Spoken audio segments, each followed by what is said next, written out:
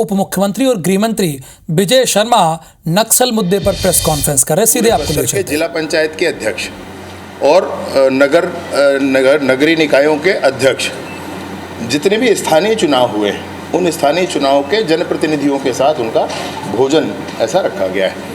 और विशेष रूप से 4 जिलों के 10-10 सरपंच भी लिए गए, बीजापुर, सुकमा, दंतेवाड़ा और नारायणपुर, जो 4 प्रभावित जिले हैं। ऐसे उसके 10-10 सरपंच भी लिए गए हैं जो नए चुनकर अभी आए हैं। उनके साथ भोजन का कार्यक्रम है, चर्चा का कार्यक्रम है। और उसके बाद कमांडर्स के साथ उनकी मीटिंग है। जिन कमांडर्स ने बड़े ऑपरेशंस में अभी भाग लिए हैं उन कमांडर्स के साथ अमित शाह जी की मीटिंग है, उनसे चर्चा है। और उसके बाद रायपुर आकर के रायपुर में एक प्रशासनिक बैठक है, अर्थात जिसमें बहुत से आर्म्ड फोर्सेस के प्रमुख उसमें होंगे, इंटेलिजेंस के बहुत से प्रमुख होंगे। उसमें एक बैठक रायपुर में है। रायपुर की बैठक के बाद उनका प्रस्थान होगा। ये माननीय अमित शाह जी का प्रोग्राम है। बस्तर पंडुम के लिए मैं अवश्य आपसे कहूँगा कि आप लोग जब वहाँ अगर जो भी आप में से जाना चाहें आप ज़रूर सूचना करें और अवश्य पहुँचे, आपकी टीम पहुँचे, आपके चैनल की टीम पहुँचे, क्योंकि बहुत सुंदर कार्यक्रम आज तक कभी नहीं हुआ। जैसे बस्तर ओलंपिक कभी नहीं हुआ था, पहली बार हुआ, माननीय नरेंद्र मोदी जी ने मन की बात में उस विषय को रखा, वैसा ही बस्तर पंडुम है। बस्तर के सांस्कृतिक विषय को लेकर के, सिर्फ उसको ही लेकर के इतना बड़ा कार्यक्रम नहीं हुआ है। इसमें जितने अमित शाह जी के साथ भोजन में जितने वहाँ के पद्मश्री और दूसरे अवार्ड से अवार्डी हैं वो भी साथ में रहेंगे। तो इन बड़े अभियानों के उपरांत माननीय अमित शाह जी के इस कार्यक्रम की सूचना मैं आपको देना चाहता था। साथ ही साथ बस्तर पंडुम के लिए पहला दिन, दूसरा दिन और तीसरा दिन, तीनों ही दिन बहुत ही महत्वपूर्ण है। यह भी एक विषय है जो आपके सामने मैं रखना चाहता था। और अंतिम और सर्वाधिक महत्वपूर्ण जो विषय है वो यही है कि बस्तर को लाल आतंक से मुक्त होना ही चाहिए। निर्धारित समय भी हुआ है।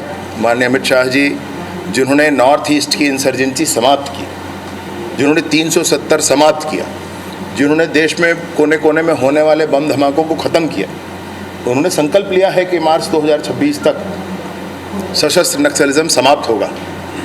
तो ये बहुत बड़ी रणनीतिक आधार पर, बहुत से तार्किक आधार पर, बहुत से विषयों को ध्यान में रख करके ये निर्णय लिया गया है।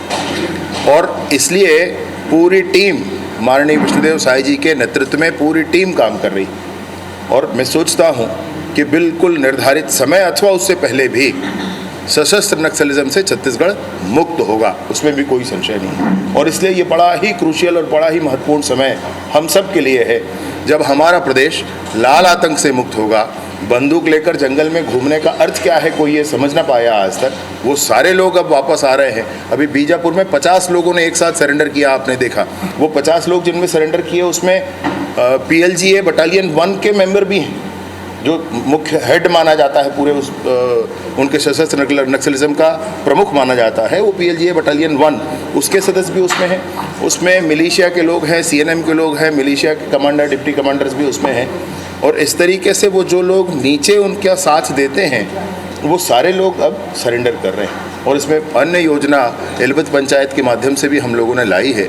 और वो ये है कि जो पंचायत स्वयं आगे बढ़ कर के अपने पंचायत में जितने भी लोग चिन्हांकित हैं, माओवाद में हैं, अगर वो समर्पण करवाते हैं पंचायत वाले और पंचायत में एक प्रस्ताव करते हैं कि हमारा पंचायत माओवाद मुक्त हुआ, तो 1 करोड़ का काम निर्माण कार्य तुरंत ही पंचायत को स्वीकृत किए जाएंगे। और वहाँ पर मोबाइल का टावर लाया जाएगा, वहाँ पर विद्युत की व्यवस्था की जाएगी, तुरंत ही की जाएगी। ऐसी एक योजना के अंतर्गत भी काम कर रहे हैं। उसी में बहुत सारे जनप्रतिनिधियों के साथ मुलाकात भी माननीय अमित शाह जी का है। मैं आपसे निवेदन पूर्वक कहना चाहता हूँ कि पुलिस के इस अभियान को, सरकार के इस अभियान को, जिसमें सरकार एक गोली नहीं चलाना चाहती, न ही केंद्र की सरकार, न ही राज्य की सरकार, सरकार का बिल्कुल ये स्पष्टता मानना है कि लोग मुख्यधारा में जुड़ें, मुख्यधारा में आकर काम करें।